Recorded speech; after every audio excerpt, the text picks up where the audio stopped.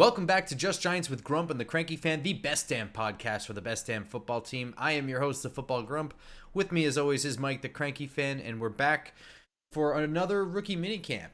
And I feel like we say this every single year about how this is not that big of a deal. And I feel like we usually use this episode to like calm people down, but we've had some incidents over the years with rookie minicamp, and Kadarius Toney is certainly one of them, right? He's the rookie camp All-Stars Hall of Fame for shenanigans and whatnot. Yeah, you know what it is, Grump, is that we've been talking about football and talking about players for literally since the end of the Super Bowl. And this is actually players putting on some level of uniform and getting out and doing something.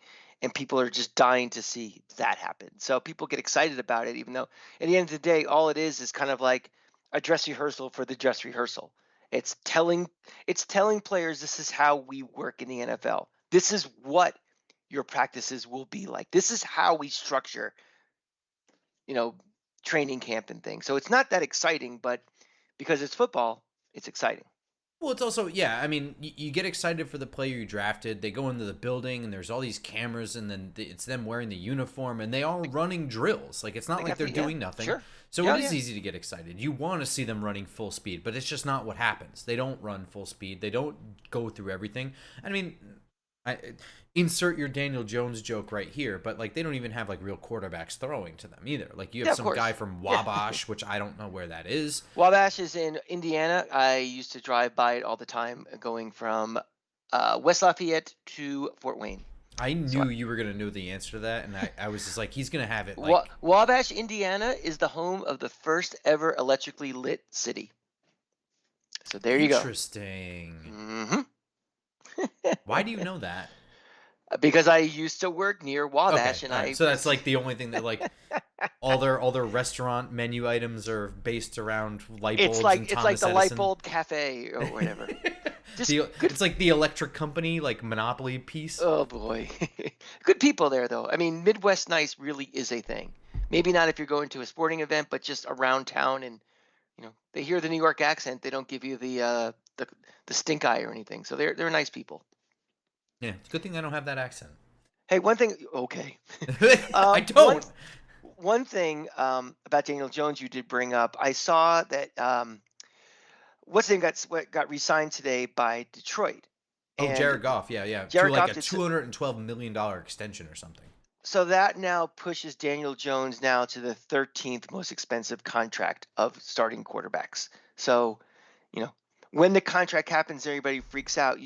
That, contracts settle over time and people get paid more than others. So right now he's currently 13th, and we're not going to do a debate today on whether he's the 13th best quarterback in the league. No, but that was what we said at the time, was that he was only going to be the most expensive for X amount of years. Like it happens quick. I don't think he ever was even the most expensive. No, I think he was like 8th or 9th. Yeah. So. But yeah, you're right. And we said that at the time. And I think you even said he'll be like 13th. And then I think at that same episode we went through like 12 better quarterbacks than him, and that was it. Exactly. Something like that. Yeah. So yeah, that's absolutely true. All the rookies went through minicamp. I don't believe that there's been any sort of hang-ups, holdouts, any sort of issues like that. No cleats not fitting. Everyone's there. No gaffes. The biggest gaff I would probably say would be that it got out pretty quickly that Malik Neighbors and his former LSU teammate, Jaden Daniels, now an NFC East rival in Washington, had their own little side private bet of $10,000 over who would win Offensive Rookie of the Year this year. And the news traveled fast, and they called off the bet. Why is that even a gaffe? Well, I mean, because they actually bet, like actually betting something, or just yes. I think it starts entering that. While this is not sports betting, it's a side like personal bet. It does start to. I think as a coach, as an organization, you have a guy here for all of like a week, and you know what I mean. It's just like one of those things. Like, listen, man, betting shit, just not about football at all. Period. Just don't do it. You know what I mean? And I didn't even think half a second about that. When I saw it was called off, I thought it was just because of, seriously, like, he just realized that he's probably not going to win it or something like that. Well, I I mean, I never don't even thought. know if Jaden Daniels is going to play his first year. Yeah, I never even thought for 1 second that there was any sort of like comparing. And I could see the perception, but I think the general public is smart to know the difference between gambling on Well, it's also winning or when you're losing. betting on yourself to win. You know what I Yeah, mean? Like that's like the Pete Rose level of betting. yeah. It's also something that's out of your control too, because even if you give like 95% effort as opposed to 100, and you still kick ass, you still may be voted. It's like you're not in a competition. That's silly. That whole thing. That's really really silly. I And mean, I I think it's understand. silly too. I agree. Yeah. No, go ahead. I so I'm not even going to put it in the gap category. I'm going to put that in the all right, whatever. Well, I mean, all right. Just to keep it fair, the Kadarius Toney thing spiraled out of control. But if it was limited to just the cleat issue, that wouldn't really have been a gaffe either, because rookie Hmm. minicamp is not that important. It's really about, like you said, like, Sure. here's the bathroom, here are the locker rooms, this is our meeting room, you will be here at this time every day. You know what I mean? Like, that's a lot of what rookie minicamp is. And like, here's the cafeteria, this is Yeah, Chef Bill, exactly. he's gonna help Yeah, you. yeah. You know what I mean? Well, Kadarius Toney also did come in the draft with some baggage and Yes. questions about too. So when you kind of hear the stories of the air gun and just whatever, you kind of like everything you see gets amplified into that and viewed in that lens of, oh boy, is this something like really cleats don't fit, feet hurt? Oh, here we go. The only thing Neighbors has got going against him, and I don't even think that's going against him. I think that's me. Is that well? He's a He's an receiver LSU from. Tiger. Well, besides that, I have to get over my own problems. But he's an LSU receiver, and the last one we had Mm. developed into a massive headache. Who, by the way, is on his fifth team now. Just Yeah, and I think, like, he went on his whole tour around the NFL when he was coming back from that ACL injury, and who's gonna take me, and all this hype about whatever, and he ain't done shit after that. yeah. So So, he at this point he's a meme. He's a cartoon character. speaking of meme wide receiver, no, that's not really true. But I don't want to say speaking of washed up wide receivers, do I? Beckham's still pretty good, but relative to what his brand and his name and his persona is, he's washed up. right. He's is he a number one receiver on any team in this league? Even now, now that we've drafted Neighbors, is he number one on this team? No, I wouldn't think so. I would think So that he's lost a couple. He's got plenty of injury red flags at this point in his career. yeah, I mean, some of it's his fault and some of it is obviously not his fault. Father time is one thing, injuries are another thing. Being a dick he can't control. But I mean, if you're someone at one point was legitimately one of the three best receivers in the league, and now you wouldn't be considered wide receiver one on any team in this league, no matter how much a generation of Giant fans would kill to have him back right now. That's my book. That's kind of washed up. That's fair. Well, the Giants signed a washed-up wide receiver. Allen Hmm. Robinson is going to be. I think he's going to be 31 during this upcoming season. But like, more so, it's just that, like, Allen Robinson, while he's like a nice kind of fluid mover, he moves well. He was never fast. Like, this is a 6'3", 220-pound big possession receiver that's going to go up and get it, long ass arms, box people out, pretty much play basketball and move the chains. You know what I mean? Like, Hmm. Hmm. this is a red zone target. And when the Giants signed him, we weren't like Johnny on the spot with that. I think it was the same day we were recording the episode. It was the Uh, next day. I think it was on the Tuesday. Or maybe it was right after we had recorded, whenever right. that was. Yeah. So there was a lot of speculation as to whether or not that means Darius Slayton's going to move, and that's not a unsound theory. You know what I mean? Like, Darius Slayton is the receiver on the roster that does have some level of trade value. He's been the leading receiver here for quite some time, and they've upgraded him. You know what I mean? Like, he's had to be wide receiver one here, even though that's not really his role. And they went out and they got wide receiver one. It's not even disputed. You know what I mean? Like, Malik Yeah, Neighbors is, that's a big leap going from asked to be wide receiver one to bringing in someone who's 31 and kind of washed up as your replacement on the roster. and that's why I I don't. But I don't think that's like, yeah, he wouldn't replace Darius Slayton because they're not the same guy. Like, Darius exactly. Slayton may not be a number one, but he is still fast. He Well, was let's kind of let's If break it it weren't down. for having Jalen Hyatt and Malik Neighbors on this team, Darius Slayton is a very fast wide receiver for the NFL standard. Yeah, let's break this down. I think there's two types of players who come into training camp. There's guys whose roster spot it's there to lose, and there's guys who are trying to gain a roster spot. And to me, Allen Robinson is a guy trying to gain a roster spot. I mean, it's certainly not assured that we go to kickoff and opening day, he's going to be on this roster. No, I it's think he has not. to fight for it. So Darius Slayton to me is a guy that has a roster spot unless somebody comes in and beats him out, barring obviously an injury or something like that. But um, I don't see that kind of correlation between the two of them at all. They don't seem like the same type of player, and No. different points in their career and different. I don't see that at all. I saw some other people say, is that a threat to Isaiah Hodgins' spot in the roster? And I think that's more of an apt comparison. I think that that's Yeah. probably. I mean, and even then, Hodgins is younger. I think that he, I think he's faster. And I think also on some level, without knowing either of these men, but just knowing their positions in their careers, I think Isaiah Hodgins might want it more. You know what I mean? Could be. He, yeah, it's not like he's had huge paydays in his life where, you know what I mean? Right. So, Look, I would look at anybody who has a roster spot should look at anybody who comes in as someone who's potentially threatening their job, and it because should make them you're work. right, That's because why they're literally why they're brought in for competition. even if they don't play your position, like if you're the Sure. sixth deepest wide receiver and they just signed an offensive lineman, they may not need six wide receivers. You might still, it's still 53 spots. If that So, guy kicks ass and they want him on the roster, they will find somewhere to make an adjustment somewhere, and they may go one less in a position to bring that guy in. So yeah, I think that's what makes sports so exciting is it's not static. I know we wish we're 9 years old and our favorite players played on the same team for 40 years, but that's not the way it works. You're always striving to improve.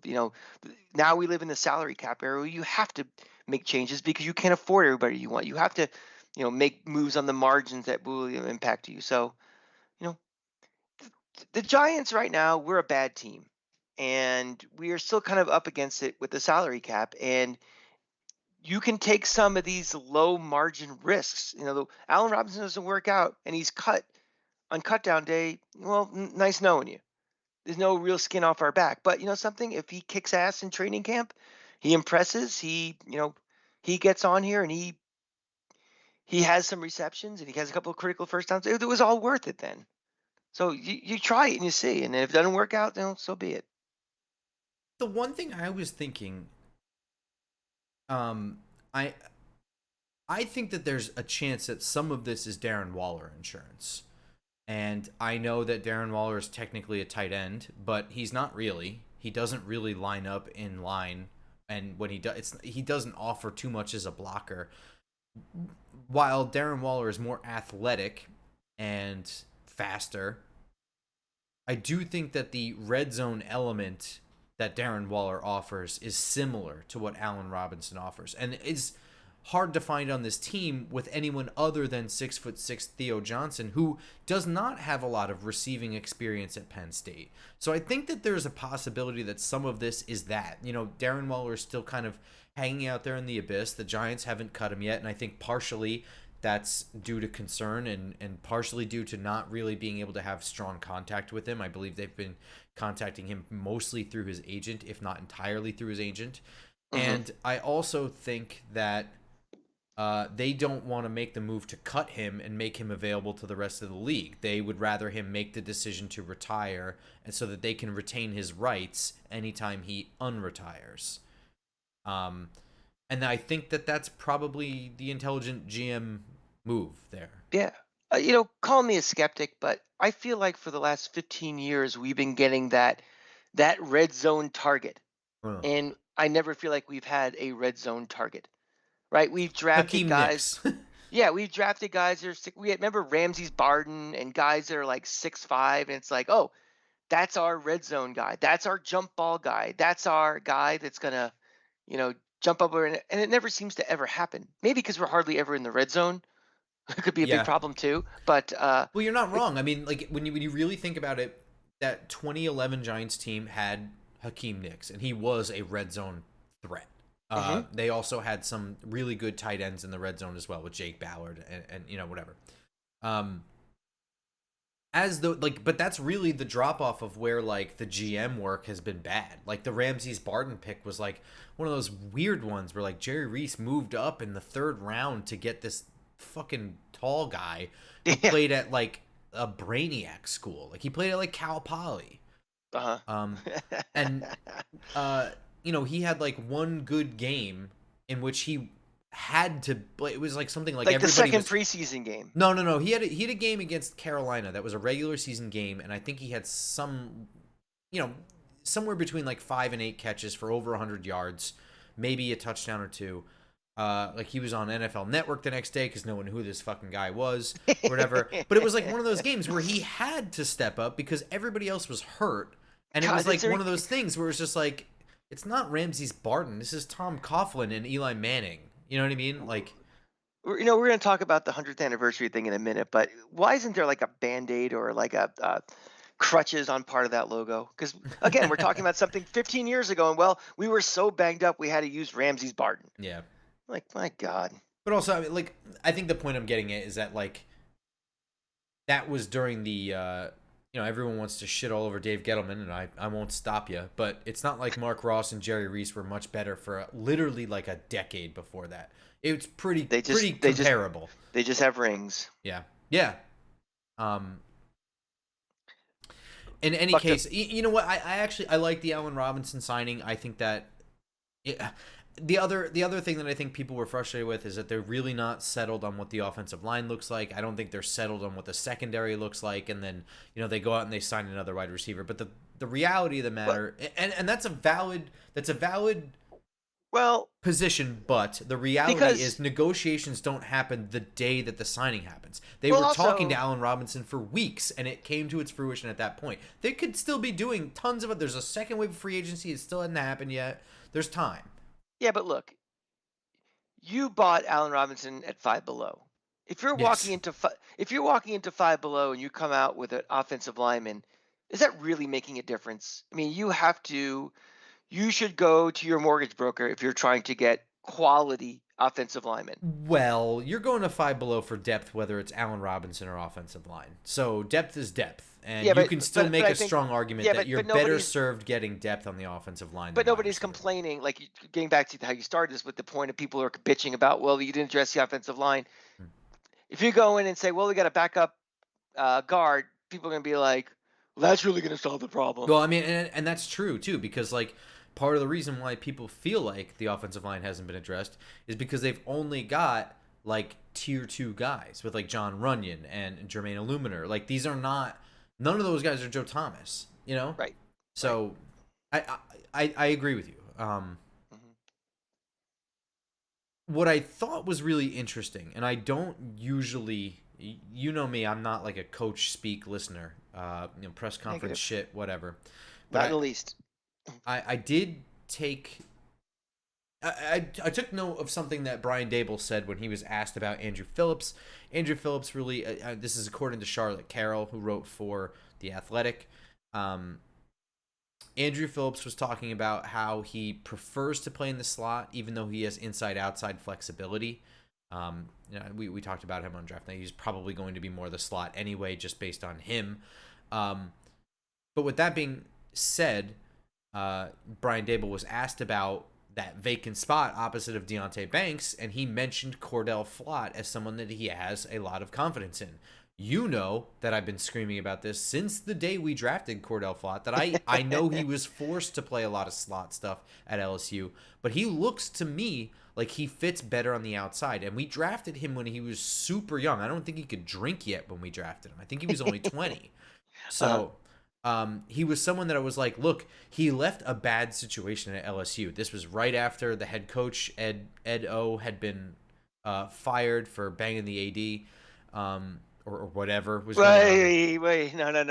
The AD's wife, right? No. Allegedly, it was an administrator's Oh, wife. I don't think it was the AD, but yeah. sorry. And also the the cornerbacks coach had gone to Florida, so like there was a complete changing of the guard Oh and yeah, everything. So everything fell apart. So it right. made sense for him to declare, but he was still very young. There was plenty to work with there, and he's got really long arms. And then you see some of the times he was forced to play on the outside, and he looked good against guys like AJ Brown Hmm. sometimes. Hmm. And it's just like if you stop splitting this guy's head up and you just put him on the outside, I really do think that he can do something good. And of course, the Giants also have Trey Hawkins there, who he's gonna have to take that second year step. And last year was his first year coming from Old Dominion to the NFL. It was a huge jump It's a in leap. competition. Sure. And he had his struggles, but Wink Martindale's defense asked a lot more of him. He Hmm. had to play press man corner, and there is a lot of secondary communication and disguises and stuff, and your coverage is it's important. So we'll see how he comes back from his for his first off season in a full year, in the weight room and eating an NFL diet, and how that affects Trey Hawkins Oh, as well. that you just said something important there. Like it's not just the competition. You go from an Old Dominion or Division II school to the NFL. It's your complete lifestyle changes.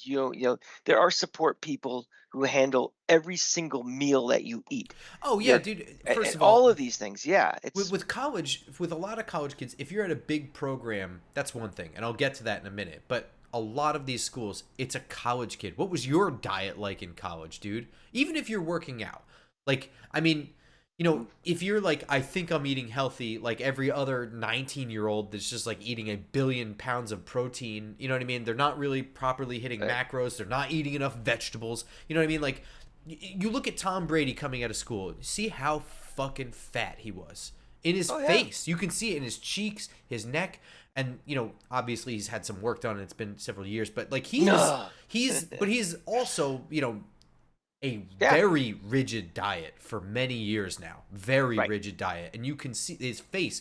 He is so much thinner, and there is so much less, body fat percentage and stuff like that. And he's just one example. I mean, even Eli Manning looked fatter coming out of college than he did as a pro, Yeah. and he was no like physical specimen. Right, because as much as you're a team guy and you're playing sports in college, it's only a certain percent. You're only around your team officially 20 hours a week. I mean, I don't know, it's getting better now with support staffs getting bigger and bigger. So if you're not an official on the field coach, they have bigger. Like Florida has 55 people on their support staff to handle all sorts of, an athlete's conditioning, College life, rosters are also school. much much bigger. Yeah, yeah, but now you're getting closer to that individual attention and year-round attention that college, like in Brady's era, never had or ever came close to. No, even at Michigan. Sure, and even Michigan or Florida or any of these schools. I mean, yeah, So I'm still. I don't know about you. I'm still team sign a veteran corner, outside corner, before the season starts. Get them in there for training camp. I yeah. want someone to know the defense. I want to be comfortable. No, like even if you're not like, don't pencil him in as a starter. Let there be an open competition. But I want to know that like, look, if you end up going, Cordell Flott earned the starting spot, and after 2 weeks he's stinking out loud. I want to know that there's a veteran with experience on the bench that's going Well, to come in and fill in. I also want a veteran in that room to Oh, for kind of like. sure. Yeah. I mean, hey, if that guy never even plays on the field, fine. But I think that room is so young, and we're asking leaders of guys who have only been through this once, maybe twice. I think we need someone in there who's been through the ropes several times, who knows how to be professional and how to kind of mentor these guys too. So even if yes, we need them to come on because somebody sucks or somebody's hurt or whatever, or a specific scheme that we need to have go to dime or something, we can put them on the field. But this team needs mentors, and we got rid of in the last couple of years a lot of leaders on this team. Whether we think they're leaders or not, the team thought they were leaders, Oh and yeah. Xavier that McKinney is void has undoubtedly a leader. that void has to be filled somehow. And some of these guys maybe just not quite ready to be leaders. Deontay Banks, I don't think is ready.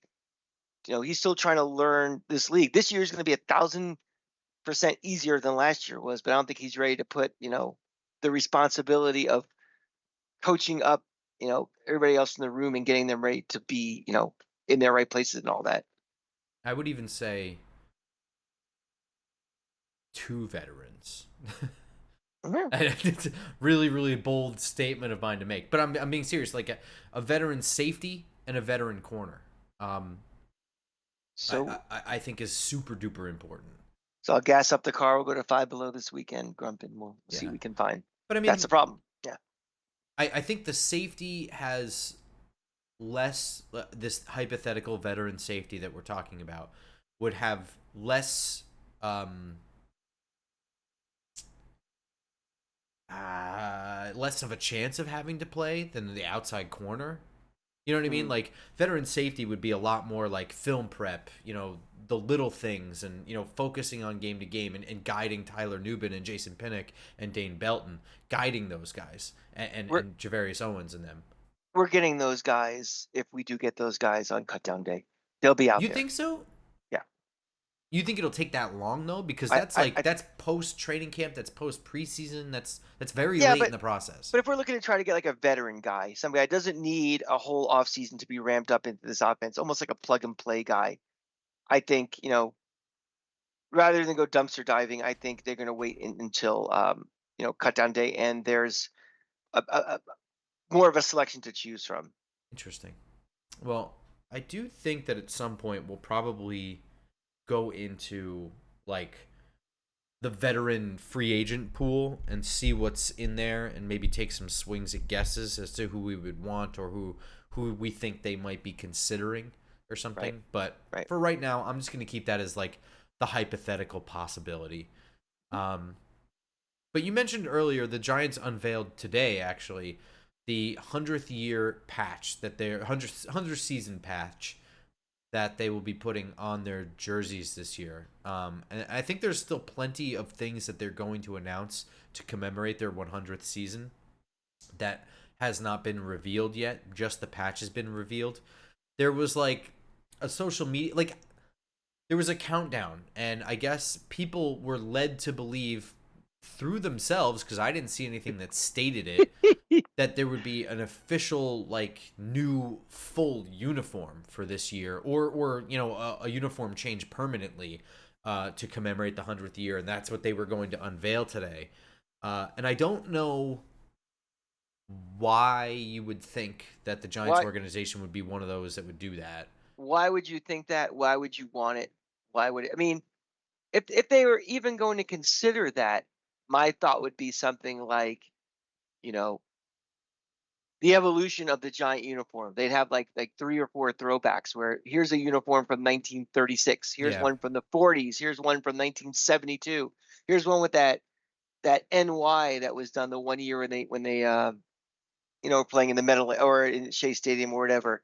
To put all of a sudden to think they're equating that with the city connects in baseball now. I think that's just you don't know this ownership and you don't know the culture of this team.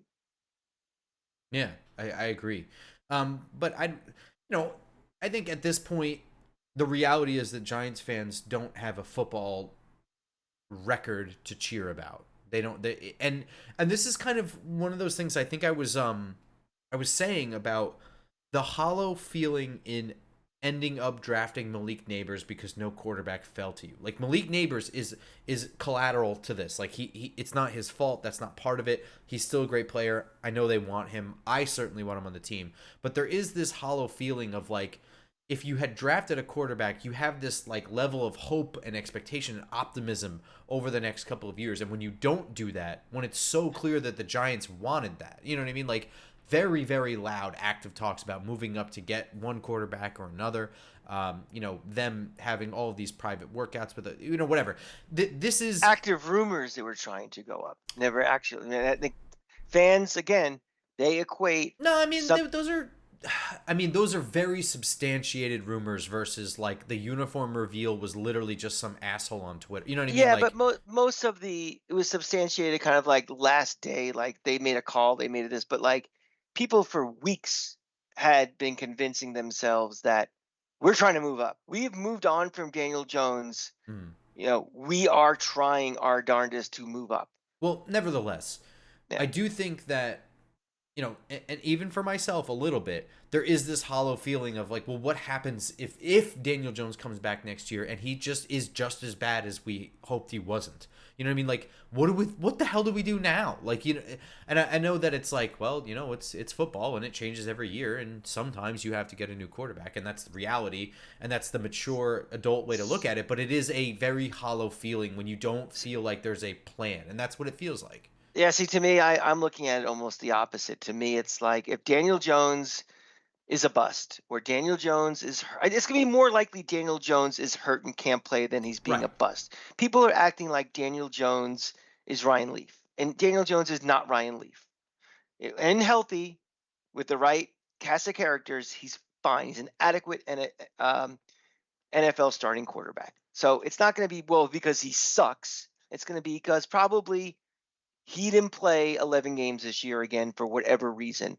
And to me, I'm looking at it as if that's the case, we're probably going to be in the same boat we were last year and have an awful record, and we'll be in sniffing distance that we have to get a quarterback, and we will make the move to get ourselves in position to get the quarterback we want. Not in a position this time. It was like we have safety net of Daniel Jones, but we're going to make an offer to New England that they can't refuse. And nuts. And I don't think you have to break the bank and ruin the franchise for the next 7 years to make that deal. I just think they go in, they make an Eli Manning deal. They're like, this is the guy we want, and they go get their quarterback. I mean, yeah, none of that is really my point, though. I'm just Mhm. saying, like, there is a hollow feeling when you don't know what the plan is at quarterback. It's too important of a position, and people are Oh, already convinced. So, like, the reality is, I think people just don't like. They don't like they weren't gonna like anything that got unveiled, because the reality is the team, the product on the field is what they feel shitty about, and that's a mm, totally fair feeling to have. And we have do nothing but shit about this team for the last however long we've been doing this podcast. You know what I mean? It's like the product on the field has been bad. I get it. This patch, on the other hand, is not going to make you feel better or worse. This patch is supposed to commemorate 100 years of existing, which is an mhm. accomplishment. Um, and this patch kicks ass. I think there was a ton of effort put into this. I think it's cool, all the effort that was put into this, where it's, the shape of it is the shape of the polo grounds, and the stripes, and the red classic. The stripes on the ribbon are for the sleeves. The red stripe is for the stripe in the middle of the helmet. The Mhm. 8 little hashes on the whatever, the laces on the football are to represent each of their championships. The zeros in the 100 are the same I shape as the Giant Stadium. I Uh, kind of like the eight stripes. I like how they said we have 8 championships. It's not 4 Super Bowls. It's 8 championships. the The Super world did Bowl not. era is only a portion of the NFL's existence. Well, we're talking about the 100th year anniversary. Let's talk about the 100 years of this franchise. Mm-hmm. And it didn't start in 1966. No, It started in 1925. yeah. I think I think the problem is that this is a societal thing. Is that when we were kids, when our parents were kids, when our grandparents were kids, the game meant everything. And I think as we're in this society now where it's all about what I can post on social media, Mm. it's becoming more of its image and its style and its fashion and its perception. And kids that are, more and more kids, they care about the sport. They don't really watch the sport. I was just yesterday, I was with my cousin. He's 8 years old. He's got more basketball cards than you could possibly think of. He could tell you who his favorite player is, which is his favorite uniform, who his favorite of the 32 teams, who's his favorite mascot. The Nick game was on, playoff game. Maybe he watched 4 seconds. Wow. Wasn't interested. Wasn't interested. Again, he's 8. But the point is, though, he can tell you the whole roster. He can tell you, I looked this video up on YouTube and I saw the greatest slam dunks of RJ Barrett or something. And I just think that, this is evolving over time. Like, image is everything. You know, I remember when there was a period in the '90s where a lot of rap videos, and NHL jerseys became huge. Like everybody wore a different, either a Ranger jersey or a throwback jersey. People weren't watching hockey, but it was cool to be part of image. And I think now that you're so people, not everybody, but a larger and larger population and the younger population just like cool things to look cool, to have it, to put it on on Instagram and Facebook and TikTok to say, look at me wearing the cool new jersey. I mean, I was just down in St. Pete last weekend. The Rays unveiled their City Connects. They are cool.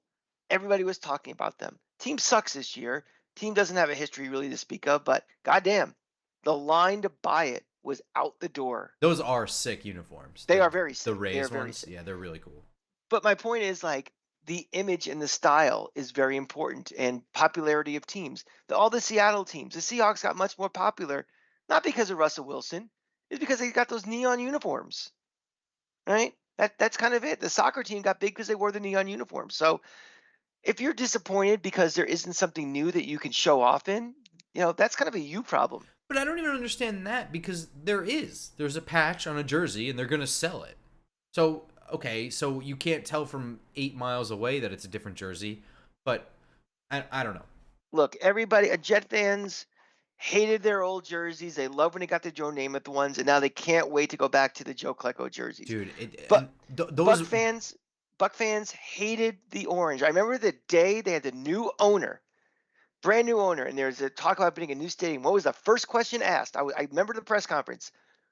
When are we changing the uniforms? And I now they're the hate coolest thing. I hate Tampa's uniforms. I actually kind of like them. The old throwbacks. No, the old throwbacks I love. The new one, I don't Oh, mind. Like I hate these. They're awful. The helmet's fine with the flag. It's fine. I don't love it, but it's fine. The pewter, the colors, fine. The uniforms themselves are terrible. The numbers look like alarm clock numbers. Well, they got rid. They went back to their old new uniforms. Those alarm clock ones they got rid of. The ones like 24. My Those are point, gone. but my point Yeah. is that like the rebrand was a failure. Sure. You know what I mean? It's Yeah. the Eagles rebrand stinks in my opinion.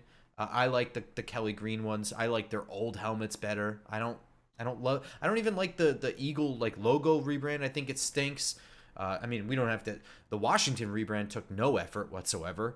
I mean, completely different circumstances. They took the most blandest font on Microsoft Word, and that became it. Yeah. And then you look at the classic franchises, and they don't rebrand shit. Pittsburgh, Oakland, Kansas City, Green Bay, Detroit, Chicago, the Dallas, Cleveland. These places don't change these things. It's ironic that a lot of the ones from the AFL in the 60s were, at the time were shocking. Yeah. You had all of a sudden, these bright colors for color TV, Mm-hmm. and now they're considered, Kansas City and the Chargers. Like, you're right, they're now considered like those are cool. Like, I think most Bronco fans deep down would love to go back to the jerseys they had in the 60s and 70s. Yeah. Sure, I mean those helmets are. Every time Nike gets involved with something, it goes to shit, and this is a great example. That being said, did you see the West Virginia uniforms they're gonna do for the coal miner variant? No. They're pretty cool. But college is Right. different. College is like, you have a rivalry game and, college is just different. Yep. So like again, I understand why people like this shit cuz I certainly like it too, but there is a difference between like the professional game and these storied like John Mara, this is a family owned franchise. If you think John Mara is going to change something very drastically from what his grandfather did when it's not fucking happening. It's just not going to happen. It's a franchise. Its stadium's name was called Giant Stadium. Mm-hmm. This team is one of 3 or 4 that doesn't have cheerleaders. It's very old school. And also just, we all go to Giant games. Compare your experience going to a Giant game, even to a Jet game, much less going to any of these other stadiums. The sound it's not Spinal Tap. It's not on 11 Nope. the entire time. They don't have a hype man who's screaming. All right, sure, you have Michael Strahan, but relative to some of these other places where you have the in-stadium hype person who's screaming at the top of their lungs nonstop and just make some noise, wave your towel like nonstop. We went to Bank of America Stadium. What was it? They played like Sandstorm by Darude, like in between every play. Like they were begging people to get on their feet. Yeah. Well, that's because of their connection to South Carolina. But yeah, it's just nonstop. It's like, I'm not at a minor league baseball game. I'm at an NFL game. And if I need to be told constantly when to get excited and when to make this artificial noise, I think my team's got bigger problems than me. Um, I like the patch. I think the patch is cool. Yeah. I'm excited to see what other 100th year things they do. Um, on the list of things I care about, this patch is below my shoe. You know what I mean? Like I spend every waking minute from like January through like late April going over. The patch? Yeah, no, I go over players and like the Yeah. minutia of their route running and Well, this guy takes a bunch of well, false I think steps. I care about the product. I care yeah, about we're also football. extreme too. I mean, Sure, I, but I'm what I'm thinking about the average, the average guy we're going to be sitting around in section 124 this year, and if people are complaining about a patch or the lack of a special edition uniform or something, mm, I really question where your priorities are, and you probably are scarred by a decade plus of bad football too. yeah, yeah, I would say so. Um, but yeah, I think this is cool. I liked all the work that was put into it. I like the little video they made of it, and I'm excited to see the other stuff that they do going forward. Um, the most important thing that's coming up is this week. Later this week on Wednesday, they're going to release the schedule in the most fireworks God. shooting, guns ablazing NFL Network special at 8 p.m. And I'm probably not going to watch it. I got to be honest with you. But I'll look at the printout of what the schedule is, and we'll do an episode Wednesday night for your viewing pleasure Thursday morning, your listening pleasure Thursday morning. At least I think it depends on how long the if I that shit's got to be over by 10, right? Oh, I mean, it'll be released very quickly. It'll be like Okay, whatever 8:05 will be out there. I mean, okay, to me, the schedule is two different things. hmm One, I selfishly I look at it both things equally important. One, how is this schedule going to help or hurt the Giants? How many games do we play in a row on the road? How many teams have a bye week before they play us? How many, when do we play our division rivals? And then secondly, selfishly, how does this schedule going to mesh in with my travel schedule for the fall? So I'm always very interested in like, oh, it'd be really great if we played New Orleans the weekend we played at LSU, or any sort of combination like that to help. The big, not so secret is the Giants will probably be playing in Munich against Carolina this year. Your thoughts? man, I love that the NFL game. I love that football is being spread throughout Europe again.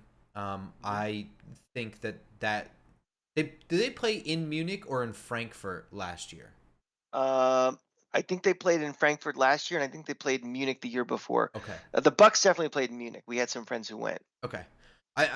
I love the stadiums that they have over there. They're super cool. I love just I don't know. I'm a big like weird culture person, and it's different but similar over there, and I love just like that like culture handshake of like a bunch of Sure. Americans going over there sharing their game and the way you watch it and enjoy it with Europeans who are more accustomed to soccer, I assume, and Same. to some Well, I level like it. rugby probably. I like it because soccer or English, football. Right, right, right. When they come over here, it's usually during their off season, and it's just a money grab. It's Mm, like we are going to say it's Barcelona and Tottenham, but nobody's playing. And if they do, they play like for 10 minutes and that's that. So you're paying top dollar to see uniforms running around. right. Where we actually bring regular It's season a football whole out there. game. Yeah.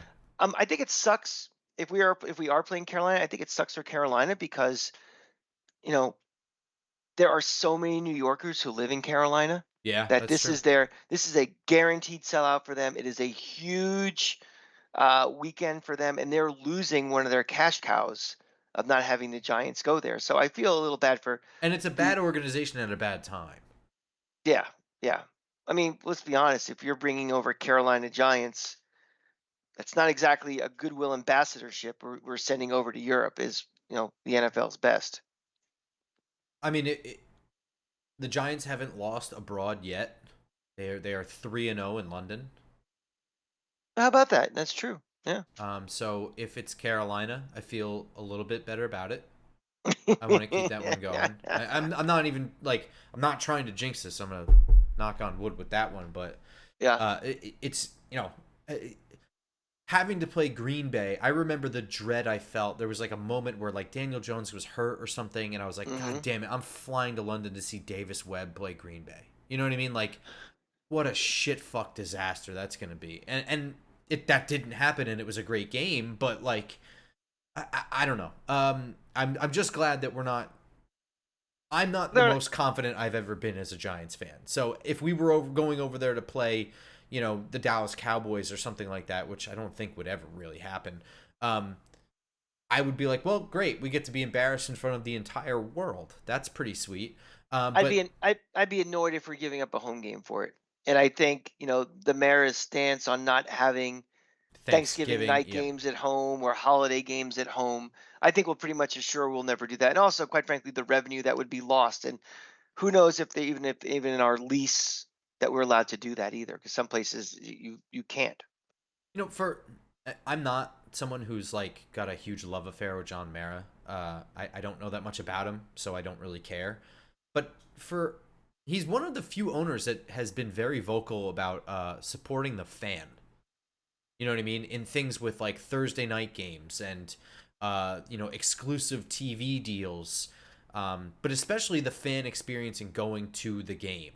He's been very vocal about some of the decisions the NFL has made in protecting the fan and their experience. And it's very funny to me how many people really hate this guy. Well, something, he may say all those things, but let's look at his practice. I mean, he built a stadium that's a piece of shit, that's not But fan again, friendly in he the was least. he was half handcuffed to another team, half. I'm not making excuses for the guy, but like look, like the Pepsi thing is a fucking disaster. He says a lot of stupid shit sometimes. Um, I think he made a huge blunder in firing Tom Coughlin or not renewing Tom Coughlin, but keeping Jerry Reese. It was a total miss. Trying to keep this legacy Giants Did he family thing around did and he getting vote Dave for Gettleman. or did he vote for or against the Amazon deal having games on Thursday nights? I mean, Probably for. So, I don't remember, but he is usually one of the dissenting votes on things. The mhm. Amazon deal, I'm not sure in specifics, but like he's usually the quoted opposition anytime like a new thing comes through. Yeah, I wonder where his stance are on things like 18 potential 18 game schedule, and but I don't know. I mean, Yeah. I think it's easy to get on a soapbox and say things. It's, obviously where your wallet votes. And I'm officially with the mayor is I'm kind of agnostic. I Oh, mean, me too. I don't they're care. not going anywhere. I don't think they're bad owners. I don't think they're great owners. I think, the Giants are just kind of just a steady organization. I think they've made some bad decisions, but again, that's not ownership. That's kind of the people who run the program. And it's So also sometimes you make a bad decision. I've certainly made plenty. So, I'll make one eventually. um, so in any case, the schedule release is coming out this week, so we'll have an episode for that. And then it's OTAs, man, starting I think on like the 18th or 20th or some shit like that. Just a couple weeks of OTAs. It's almost Memorial Day, then it's June. Mm-hmm.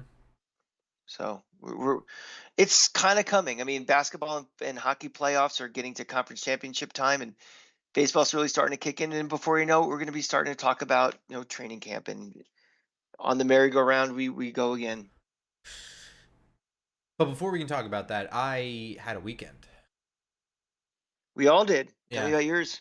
So I decided that I haven't had enough football, and I was gonna attend a UFL game this weekend. So I drove down to DC, and I saw the DC Defenders. I got this stupid shirt. Um,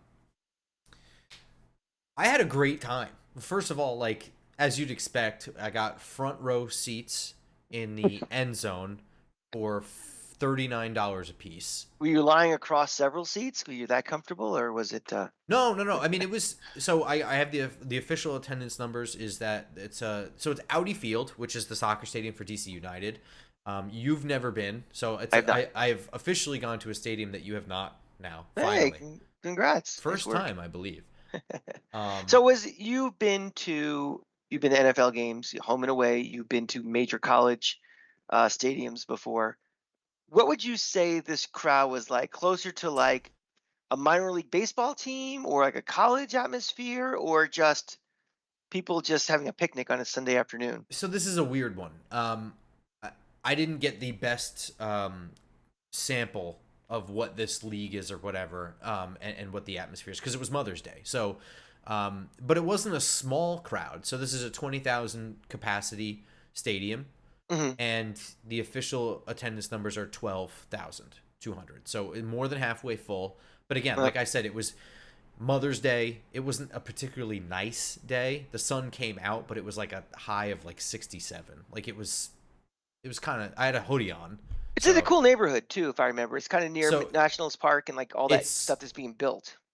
yeah, and look, I'm not going to pretend that I know the DC area very well, but it did feel like it was an area that was either up and coming and or recently gentrified. Yeah, Um that's the Navy shipyard area. The Brooklyn, yes. Washington Navy Yard area has been. You wouldn't even recognize it 10 years ago when they built Nationals Park and then they built Audi Field. It really, you know, we were there 10 years ago for a baseball game, and they're like, "There's the hotel." And 10 years later, I don't recognize this place. Where's the hotel? It was Dude, that there, much of a there change. are so many apartment buildings that look brand new, Yep. and there are some that are still being built, and then like I parked in what looked like a chop shop. Like that was there's no parking lot for the field, which is kind of shitty. For a place that was I guess ripping down a bunch of old buildings and putting up new ones. They have two stadiums there. They could have made a parking lot for a 20,000 They capacity are soccer they are stadium, trying to uh, they're trying to influence people to take mass transit as much as they can. which I'm a big fan of. And that's fine, but having no parking lot does kind of stink. Nevertheless, so drove down there. I've never been to an MLS soccer game or any soccer game for that matter. So I don't know how like the crowd or whatever. But this stadium's just sick. So we walked in. You walk in on the concourse or whatever, right? And there is to the entranceway, at least the one that we entered in, there was like a little gap between what's like the end zone seating and then the sideline seating. And you're field level, man. Like the players were there working out on the other side of like a barricade, and it's like they're right there. So the close is very, very close. There's not a single bad seat in the stadium. If you look at the way Mhm. it's shaped, too, like almost everybody is under an overhang. Only the end zone seats are not. So if you're anywhere on the sideline, you're under an overhang, but the entire grass field is open to the elements, which is Mhm. sick. Mhm. Um, so the DC fans are known for and you'll have to educate me on this. I don't know if this is like a soccer thing, but on the one end zone side, which was literally the two sections directly next to us, uh, was like standing only. So Yep. there, okay, that's a soccer So thing. yeah, so the supporter sections in the new stadiums and a lot of ones in Europe, supporters all sit together and you stand. Mhm. It's kind of like you stand up and there's like a little There's a metal bar a like metal bar you can kind of lean on, sort of, but it's for you stand in that section. Yeah. yeah, and that's honestly where I kind of wanted to be. It was literally one section over. And then the thing that they're famous for is they stack their beer cups and they let it go from that first row all the way to the top of the stadium So they're throughout the trying to game. create like a pseudo soccer culture there, like a supporter section, and like was that area kind of like Yeah, a I mean specific group? that's Yeah. their beer snake section. And Okay. so like it was, there's 12,000 people in a 20,000 capacity stadium, so it's pretty sparse everywhere. But everywhere had people in it. There wasn't like a section Right. closed off, like Right. so there's people everywhere. But that section was full. Okay. So, I had a great time. The game kind of stunk, and I believe it's the only natural grass field in that league, and it had just poured the day before, and it rained again this morning. That morning, Mhm. so there was a lot of sod coming up and people slipping and falling, which I haven't seen a lot of, Uh, which made for a less fun game than usual. But uh-huh. the vibe of the experience for me, and I was with my clown friend, but like it was just like it's fun. We're here for sports and food and drinking, and that's it. Like this is a for fun thing, kind of like minor league baseball, but I think And in general the way the difference between baseball and football is in a minor league baseball game it has a lot less to do with watching the game. yeah, something I think for something like this too, you're gonna the vast majority of fans going to this are just looking for a fun day. Yeah, They, and you there's nothing know, wrong with that. like even minor league baseball. Like if I'm gonna like, okay, in a town like Indianapolis, for example, has a AAA team. Like, oh, I'm sure they have pretty good crowds, but If you polled 90% of the people, hey, what place is Indianapolis in right now? What in the division? Oh yeah. They don't know. Can you name me 5 players on the team? Most of them, no. But it's a fun activity and a fun event and a fun way to get out. Relatively cheap, fun family entertainment. And that's on the attendance side, that's what they should strive for. They're never Yes, going I to get agree. you're never going to get passionate fans like you do in the NFL in any sort of consistent numbers or density of that, but you can develop if something it's, in the spring, especially in these cities like Washington where it's spring and maybe you don't like soccer or maybe you don't even like baseball, but you like football and you want to get out. It's perfect for that. If they keep prices reasonable and they keep it fun without being obnoxious, you don't need a hype guy screaming for 3 hours. Just That was the other thing I was going to say is that like the stadium was very understated with its like hype. Like, yeah, I'm not going to that's lie, great. like there are people, but it's not different than like an arena. So like yeah, there's guys on the field that have like the signs that are like, whatever, like That's fine. beat Michigan or whatever, and you got some lady in a satin jacket But doing whatever. But but like you it don't wasn't it have wasn't over the top. The speaker was actually kind of low. yeah, because you don't have fans that are that into it. It's just not. And if they I are, mean, it's yes fake. and no. It's not because like you have to consider there's a lot of family there too. Okay. So there, and I think it depends on location, right? Like DC is very much not the major, but like St. Louis, I'm telling you, they know. That is a city that has been robbed of its sport. They're Um, trying to prove a point. yeah, and they're doing. I mean, 30,000 consistent attendance there. They know the standings and they know their team is good.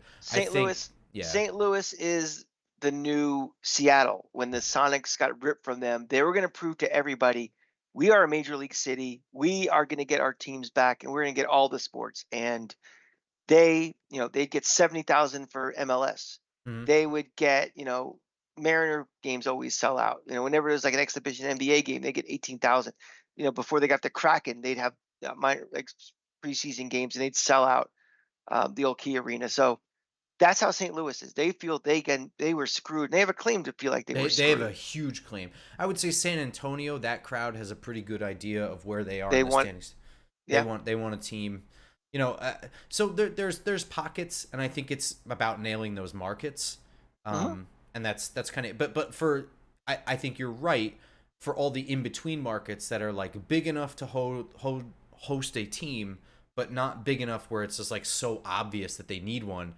The best you can hope for in terms of attendance is, you know, it's a nice spring day. Even just stupid shit. Well, It's like a but Memorial Day attendance, weekend and like whatever, but right? but let's be honest. I mean, the economics of this league, attendance is nothing. No, it's about the TV ratings, which It's have about been the good too. it's at the TV, and streaming rights and all that other stuff. That's where the money's coming, and they could give away tickets for free. It's just more people in the building makes it look more attractive on TV. Like you've watched It stuff on also makes you TV, want to go when other people are of there. course, sure, sure, Like you get a shot on TV of the crowd going wild, and you're like, this would be fun to watch, yeah, not in my living room. they're kind of into it. Yeah, I Yeah, might want to check that out. yeah, and I'll go through all the viewership numbers, but they're not bad. Not I get your opinion, but everything hovers between 800,000, 700,000, up to like the game that I went to, which was again on Mother's Day at noon, 1.2 million viewers. That's pretty good. I would say that people always love football. People love to gamble. hmm Degenerates will gamble on anything. They'll gamble on how long this episode will be. They'll gamble on anything. So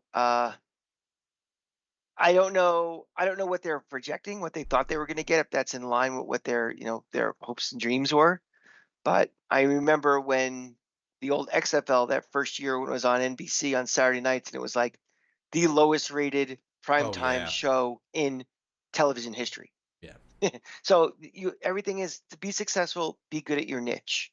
I mean, like the Arena Football League lasted 25 years because they figured out their niche. They don't need to be in New York or LA.